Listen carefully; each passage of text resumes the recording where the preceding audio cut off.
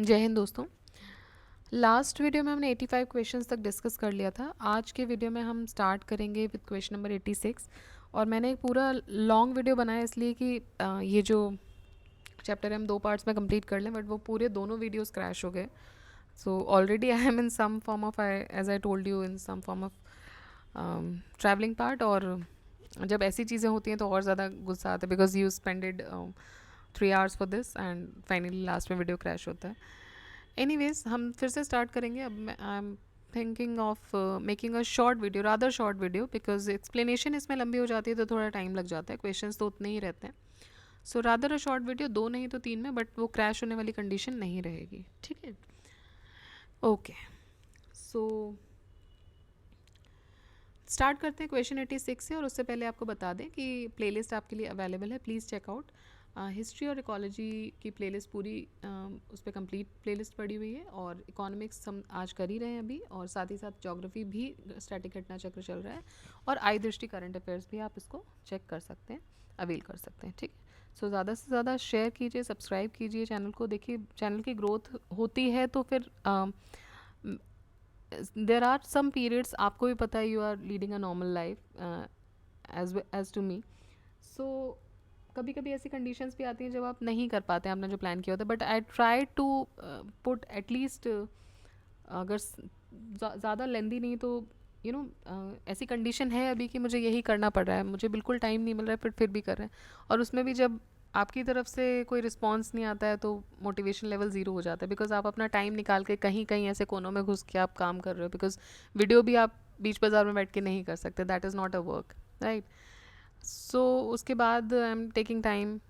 मैंने परसों, कल नहीं मैं कर पाती बिकॉज बिल्कुल ही मेरा हैक्टिक शेड्यूल था, तो मैंने परसों ही 5 वीडियोस अपलोड कर दिए थे, जस्ट बिकॉज कि मिस ना हो, आप क्रोनोलॉजी में उसको देख पाएँ, ठीक है। So I take a lot of effort, मतलब ठीक है, ज़्यादा आप नहीं बोल सकते, हो सकता है आपको लग रहा हो कि यहाँ आपके लिए छोटा वीडियो आ रहा है तो इसमें पीछे टाइम नहीं लगता, पीछे टाइम लगता है। और उतनी टेक्निकल नॉलेज भी मुझे नहीं है, I am starting from the basics. धीरे धीरे वो भी आएगी, उसको भी अवेल किया जाएगा, वो भी आएगी, उसके लिए भी हेल्प ली जाएगा, बट अभी के लिए फॉर नाउ आपका जब सपोर्ट नहीं मिलता है तो मोराल उतना ही डाउन हो जाता है, right.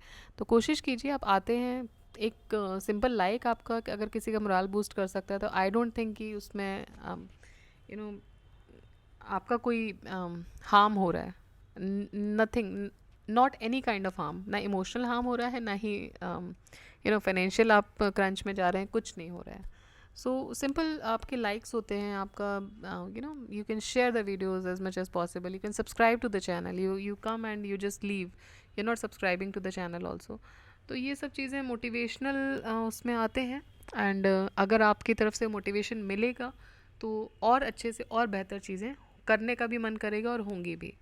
So I believe and I hope कि आप इसमें मदद करेंगे। ये हमारी ही कम्युनिटी है, हमें ही ग्रो करनी है, तो अब आप देखिए कि कैसे ग्रो करनी है आपको। और अगर आगे चीज़ें चाहिए इसमें, अभी तो हम बहुत स्टैटिक पोर्शन लेके आ रहे हैं, बस आपको अगर और चाहिए, because we'll move to UPSC as well, वही मेन एम है। बट अभी चूँकि एग्ज़ाम्स बहुत सारे नियर थे, and when I started exams line से लाइंड अप थे, सो आई थॉट कि I should start with this because this will help you out, okay. So this is all. मैं सिर्फ बोल सकती हूँ, आगे आप लोगों की मर्ज़ी है, आपको करना है नहीं करना है, बिकॉज बोला मैंने पहले भी है, तब भी कुछ नहीं ऐसा खास मुझे चेंजेस दिखे, बट ठीक है, this is it which I can say. All right, so let's start the video. Following are the subjects of trade related intellectual property rights related to the trade. इनमें से क्या क्या आएगा ट्रिप्स में? Trademarks, industrial designs, geographical indication और labour standards. तो देखिए, labour standards नहीं आता है, लेबर स्टैंडर्ड्स को छोड़ के बाकी जितने भी हैं तीनों आते हैं। इसके अलावा अगर हम देखें तो ये ट्रिप्स में 7 बेसिकली ट्रिप्स कवर करता है इंटेलेक्चुअल प्रॉपर्टी राइट्स को: copyright and related rights, trademarks, geographical indications, industrial designs, patents, layouts, topographies of integrated circuits and trade secrets. तो ये 7 जो हैं ये कवर करता है ट्रिप्स, और लेबर स्टैंडर्ड जो है वो इसमें इंक्लूडेड नहीं होता है। ट्रिप्स की अगर बात करें तो एक WTO का एग्रीमेंट है, which is most comprehensive multilateral agreement on intellectual property, और ये एक सेंट्रल रोल प्ले करता है in facilitating the trade in knowledge and creativity and in resolving the trade disputes. जो भी IP या इंटेलेक्चुअल प्रॉपर्टी के ऊपर जो ट्रेड डिस्प्यूट्स होते हैं उनको रिजॉल्व करने में ये बहुत ज़्यादा हेल्प करता है, ठीक है, नेक्स्ट देखते हैं। विच of the following is not included in trips agreement? तो इनमें से कौन सा इंक्लूडेड नहीं है ट्रिप्स एग्रीमेंट में? देखिए, अगेन हमने पढ़ ही लिया है, इसमें 7 जो हैं, तो प्लांट ब्रीडिंग उसमें से नहीं है, बाकी तीनों हैं। With reference to national intellectual property rights policy, देखिए national intellectual property rights policy India मतलब यूनियन कैबिनेट ने हमारी ने अप्रूव किया था 2016 में, ठीक है। तो इसके बारे में आपको बताना है। It reiterates India's commitment to the Doha development agenda and TRIPS agreement. Department of industrial policy and promotion is the nodal agency for regulating intellectual property rights in India. तो देखिए दोनों ही सही है, बोथ 1 एंड 2। मई 2016 में union cabinet ने approve किया था national intellectual property rights IPR policy, जो कि फ्यूचर रोड मैप बनाएगी इंटेलेक्चुअल प्रॉपर्टी के लिए इंडिया में। IPR policy recognizes that India has a well-established TRIPS compliant legislative, administrative and judicial framework to safeguard IPRs, and it reiterates India's commitment to Doha Development Agenda. Action towards objectives of IPR क्या है? IPR policy by different ministries और departments, ये monitor किए जाएंगे department of industrial policy और promotion, मतलब कि जो पहले DIPP जिसकी हमने बात की है यहाँ पर, उसका नाम चेंज होकर DPIIT हो गया था। Which shall be the nodal agency to coordinate, guide and oversee the implementation and future development of IPR in India. India enacted the geographical indication of goods registration and protection act 1999। GI act 1999 की बात हो रही है। किस लिए किया था? In order to comply with the obligation, किसके ऑब्लिगेशन के साथ कंप्लाई करने के लिए किया था? तो WTO के। सो to comply with the WTO agreement on trade related aspects of intellectual property rights. Geographical indications are covered as an element of IPRs under the WTO TRIPS agreement. Next देखिए, in order to comply with TRIPS agreement, India enacted the geographical indication of goods and registration protection act 1999. Difference between a trademark and geographical indication is or are, ठीक है, difference आपको बताना है। सो trademark एक individual या company का अधिकार होता है, जबकि जोग्राफिकल इंडिकेशन एक कम्युनिटी का राइट होता है। बिल्कुल ठीक बात है। जोग्राफिकल इंडिकेशन जो है, आप देखते हैं GI टैग मिला है तो पर्टिकुलर कम्युनिटी की किसी प्रोडक्ट को मिलता है। Trademark can be licensed where geographical indication can not be licensed. देखिए लाइसेंस तो जोग्राफिकल इंडिकेशन को भी मिलता है, तो एक्सट्रीम स्टेटमेंट के फॉर्म में ये गलत नहीं हो सकता है। हालांकि आंसर अगर हम इनका देखें तो B है, 1 एंड 2 सही हैं, बट इसका रजिस्ट्रेशन होना बहुत ज़रूरी होता है, तो इन दैट टर्म्स में भी इसको सही माना गया हो, मतलब इस पूरे स्टेटमेंट को। Then a trademark is assign to the manufactured goods whereas geographical indication is assign to the agricultural goods products and handicrafts only. देखिए ओनली वर्ड आ गया तो यहाँ प्रॉब्लम हो गई, क्योंकि GI जो है वो अलग अलग पोजिशंस में, मतलब चीज़ों में दिया जाता है। जैसे कि अगर हम देखें तो agriculture goods products, food stuffs, wine, spirit drinks, handicrafts, manufactured goods, सब में दिया जाता है। तो थर्ड तो गलत हो जाता है। फर्स्ट की बात करें तो trademark is capable of distinguishing the goods and services of one service enterprise from other enterprise. Trademarks are protected by IPRs. It is an individual or company's right which can be licensed. The GI is a community's right originating from a definite geographical territory and it is licensed. But इसको register करना होता है registrar of geographical indications के साथ. Consider the following statement. Statement A बोलता है under the WTO obligations it is not necessary to reduce the subsidy in India's agriculture sector. Reason ये है, इंडिया एक डेवलपिंग कंट्री है, तो देखिए not necessary to reduce subsidy, ये हमने लास्ट क्लास में भी पढ़ा था। We read about agriculture agreement on agriculture AOA, और उसमें ब्लू बॉक्स और अम्बर बॉक्स के बारे में पढ़ा था, जहाँ सब्सिडी रिड्यूस करनी पड़ती है, ठीक है, अगर वो अप्लाई करते हैं तो। हालांकि सेकेंड रीज़न इसका सही है, इंडिया एक डेवलपिंग कंट्री है, दो। सो आंसर है A is false, yes, and R is true. So as per the agreement on agriculture of WTO, ये नेसेसरी हो गया है कि आपको WTO के एस्टेब्लिशमेंट के बाद से कि you have to reduce the export subsidy which is provided by developed countries to agriculture by at least 36% by value और 21% बाय वॉल्यूम 6 साल में। डेवलपिंग कंट्रीज़ के लिए एग्रीमेंट रिक्वायर्ड जो थे, required cuts were 24% by value and 14% by volume over 10 years. फिर domestic support policies के लिए भी कुछ रिडक्शन कमिटमेंट्स थे। सो टोटल जो ये 86-88 की बात हो रही है, ठीक है। तो ये मतलब कहने का मतलब ये है कि आपको रिड्यूस तो करना ही पड़ेगा, ये उस समय की बात है। उसमें ये था कि रिडक्शन है, रिडक्शन का टाइम है डेवलप कंट्रीज़ के लिए 6 साल, डेवलपिंग के लिए 10 साल। एंड ठीक है, तो ये इसमें स्टेटमेंट ए जो है वो गलत हो जाएगा और स्टेटमेंट आर जो है वो सही हो जाएगा.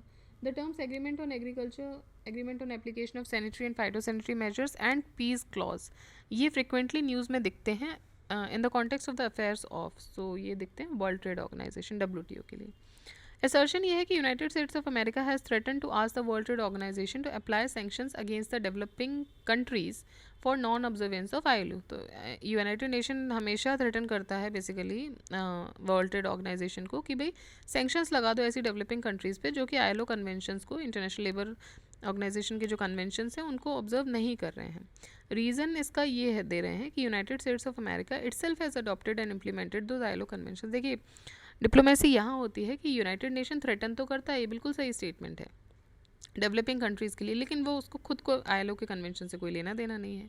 ठीक है, it does not give a damn about it कि भाई इनको लागू करना है कि नहीं करना है. So that is the role of a big brother which is actually providing. तो देखिए United States of America keeps pressure on developing countries regarding the labour standards, जबकि America itself is unconcerned with the implementation of the labour standards.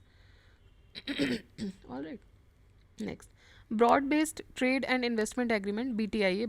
इसको हम लोग जब पढ़ते थे तो हम इसको बटिया बोल देते थे, although it is does not sound that good. It is sometimes seen in the news in the context of negotiations which was held between India and, तो किसके बीच में, यूरोपियन यूनियन. ठीक है, तो यूरोपियन यूनियन को ऐसा मत समझिएगा अकेला रह गया भाई, 27 देश एक साथ लेके चल रहा है ये, तो अलोन अलोन फील मत कीजिएगा इसके साथ. सो ये जून 2007 में इंडिया और यूरोपियन यूनियन जो था, it began a negotiation on a broad based bilateral trade investment agreement. कहाँ पर ब्रसेल्स, बेल्जियम में. एंड दोनों ही पार्टीज़ ये मानती थी कि कॉम्प्रहेंसिव और एम्बिशियस एग्रीमेंट उन्होंने साइन किया है जो कि WTO के रूल्स के साथ कंसिस्टेंट है. And they would open new markets and would expand the opportunities for India as well as EU businesses. Negotiations languishing थे 2013 से ही, when talks collapsed over certain demands from EU. तो उस समय क्या हुआ कि EU की तरफ से कोई डिमांड्स है और उसकी वजह से जो भी ये चीज़ें थी वो कोलैप्स कर गई, such as greater market access for automobiles, wine, spirits and further opening up of the financial sectors, services sector such as banking, insurance, e-commerce. Recently EU ने interest दिखाया है in exploring a separate BIPA, bilateral investment protection agreement India के साथ, जो कि delink करेगा जो पुराना जो proposed bilateral FTA था, बटिया था. Their ongoing negotiations are in a state of limbo. In which of the following groups are all the 4 countries members of G20? G20 के जो मेंबर्स हैं, मतलब उन आउट ऑफ दीज कंट्रीज़ कौन 4 countries ऐसी हैं जो G20 में हैं. सो देखिए अर्जेंटीना, मैक्सिको, साउथ अफ्रीका और टर्की, ये चारों ही G20 में हैं. सो G20 क्या है, इंटरनेशनल फोरम है. किसका है, गवर्नमेंट और सेंट्रल बैंक के गवर्नर्स का. कितनी कंट्रीज से, 19 कंट्रीज़ प्लस यूरोपियन यूनियन. तो अभी आपको पता था यूरोपियन यूनियन अलोन तो नहीं है, कितनी कंट्रीज़ को लेके आ रहा है, 27. सो ये इसलिए इसका नाम G20 दिया जाता है. 1999 में ये बना था. इसका एम क्या था कि डिस्कस करेंगे बाकी चीज़ें, policy which is related to global economics and finance. Members की बात करें तो Argentina, Australia, Brazil, Canada, China, France, Germany, India, Indonesia, Italy, Japan, Republic of Korea, Mexico, Russia, Saudi Arabia, South Africa, Turkey and UK. अब देखिए UK ने तो withdraw कर लिया था. United states and European union,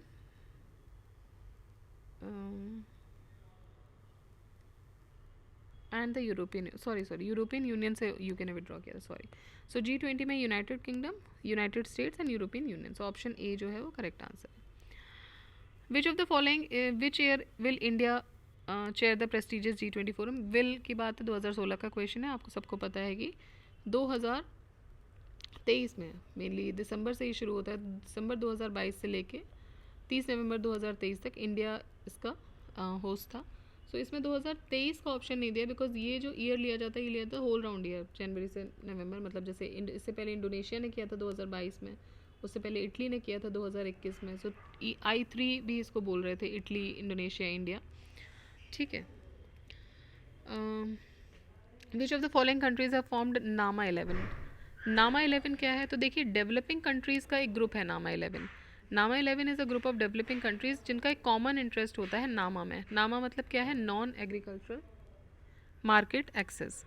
trade negotiations of the world trade organisation, और ये coalition है किस लिए? For seeking the flexibilities to limit the market opening in the industrial goods trade. और इसके जो मेंबर्स हैं वो हैं Argentina, Bolivarian Republic of Venezuela, Brazil, Egypt, India, Indonesia, Namibia, Philippines, South Africa, Tunisia. ठीक है।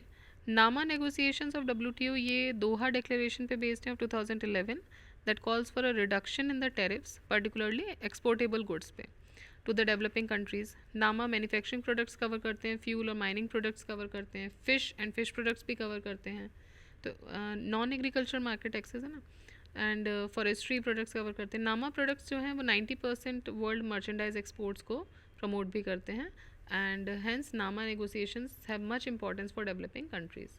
Next, Digital Economy Report 2019 issued for the first time by whom? So Digital Economy Report पहली बार UNCTAD मतलब UN Conference on Trade and Development ने release की थी 2019 में, इन सितंबर 2019। और ये रिपोर्ट क्या है? It maps the flow data and funds in the world's digital economy. इस रिपोर्ट के हिसाब से इंडिया ने India generated the 9th highest e commerce sales globally in 2017. UNCTAD released the Digital Economy Report in September 2021. Who among the following is the founder of World Economic Forum? World Economic Forum के founder थे Klaus Schwab. The forum engages the foremost political, business, cultural and other leaders of the society to shape global, regional, industry agendas. WEF को most commonly annual meetings के लिए जाना जाता है at the end of the January in Davos, Switzerland में वो करते हैं, मतलब एक ही जगह जनरली उनका फिक्स होता है, बहुत ही रेयर कंडीशन में जो उनकी मीटिंग होती है वो अपनी पोजीशन चेंज करती है। Which of the following is not correctly matched as per the economic forums release of global talent competitive index? So okay, तो इन्होंने रैंकिंग ही पूछ लिया। अब देखिए रैंकिंग में भी जो इसका आइडिया होगा पूछने का वो ये हो सकता है कि 1 to 5 की रैंकिंग हम जनरली देख लेते हैं, और इंडिया की रैंक तो आप देखते ही हो। तो इसमें से जो इनकरेक्टली मैच्ड है वो ये है क्योंकि यूएसए की रैंक उस समय 3rd थी, ठीक है, 4th नहीं थी। सो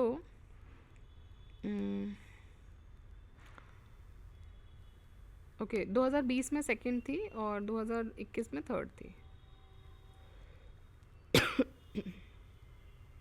सो global talent competitiveness index 2020 and 2021 जो कि रिलीज़ की गई थी इंसीड के द्वारा at World Economic Forum in DeVos.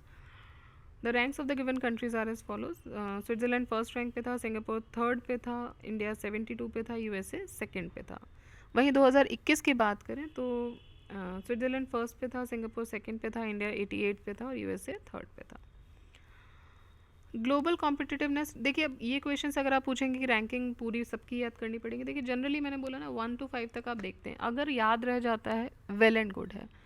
India की रैंकिंग आप याद करते ही हैं ज़्यादातर इंडेक्सेस की, तो इंडिया की रैंकिंग आपको पता है, ये एक लाजमी क्वेश्चन हो सकता है, बट चूँकि बीच में से इन्होंने रैंडम नहीं पूछा है, कोई भी बीच की रैंकिंग नहीं पूछी है, सो 1 to 5 अगर आप देख सकते हैं इम्पॉर्टेंट जो इंडेक्स। हालांकि global talent competitive index important है, बट हम बहुत ही कम इंडेक्सेस को उस कैटेगरी में डालते हैं। तो आई वुड सजेस्ट कि अगर ये क्वेश्चन आता है आप कीजिए, नहीं आता है तो आप अपना जो 2nd या 3rd राउंड होता है क्वेश्चन का, जब आप देखें कि आपके क्वेश्चंस कितने हो रहे हैं, अगर आपके नंबर ऑफ़ क्वेश्चंस आपके हिसाब से ठीक हो रहे हैं तो इस तरह के क्वेश्चंस में हाथ मत डालिए, बिकॉज यहाँ गेस वर्क है कम्प्लीटली, ये आप इसमें कोई लॉजिक नहीं फिट हो रहा है, ठीक है। All right, the global competitiveness report is published by, कौन पब्लिश करता है इसको? वर्ल्ड इकोनॉमिक फोरम पब्लिश करता है, एंड ये एक ईयरली रिपोर्ट है जिसको global economic forum report publish करता है। Report ranks countries based on global competitiveness index. 2019 के एडिशन में India has move down 10 places to rank 68 on global competitiveness index, जबकि सिंगापुर ने रिप्लेस किया है यूएसए को as the world's most competitive economy. Which of the following publishes the global competitiveness index report? So ये कौन करता है? World Economic forum करता है। Which of the following is not a parameter for estimating global gender gap index of World Economic Forum? Not a parameter. Health, education, economy, leisure देखिए parameter नहीं होता obviously. So economic participation and opportunity, educational attainment, political empowerment और health and survival, ये 4 parameters हैं। Which of the following gives global gender gap index ranking to the countries of the world? तो ये है World Economic Forum. What is India's rank on world economic forums global gender gap index 2020? तो ये 1/12, अब देखिए 2020 का है तो उस समय 1/12 रैंक थी। और 2021 हम अभी रिलीज जो इंडाइसेस पढ़ेंगे उसमें हम लेटेस्ट पढ़ेंगे, ठीक है। इतना हम इन्फॉर्मेशन, एक्स्ट्रा इन्फॉर्मेशन नहीं रखने वाले हैं दिमाग में। Recently the first gender social norms index was release by which of the following? ये ठीक है, ये किसके द्वारा रिलीज़ किया गया तो वो तो इम्पोर्टेंट हो जाता है। तो ये रिलीज़ किया गया UNDP, United Nation Development Programme के द्वारा, और ये पहली रिलीज़ हुई थी 2020 में, 5 मार्च 2020 को, ठीक है। तो ये मेजर करता है कि सोशल बिलीव्स कैसे जेंडर इक्वालिटी को ऑब्स्ट्रक्ट करते हैं पॉलिटिक्स में, वर्क में, एजुकेशन में। एंड 75 कंट्रीज से यहाँ डेटा अरेंज किया गया है covering an 80% of the world's population. The travel and tourism competitive index TTCI is release by, तो ये रिलीज़ की जाती है वर्ल्ड इकोनॉमिक फोरम के द्वारा। India is a member of which of the following? Asian development bank का है, APEC, Asia Pacific economic corporation का नहीं है, कोलंबो प्लान का है, 1951 में कोलंबो प्लान बना था उसका है, OECD का नहीं है, ठीक है। तो इसका आंसर हो जाएगा 1 और 3 ए। इंडिया फाउंडिंग मेंबर है एशियन डेवलपमेंट बैंक का, 1966 में बना था। और ADP इंडिया जो है वो ADP का 4th लार्जेस्ट शेयर होल्डर है एंड टॉप बोरोअर है 2010 से। साथ ही साथ इंडिया कोलंबो प्लान का भी फाउंडिंग मेंबर था जो 1951 में बना था, बट एपेक और OECD का नहीं है।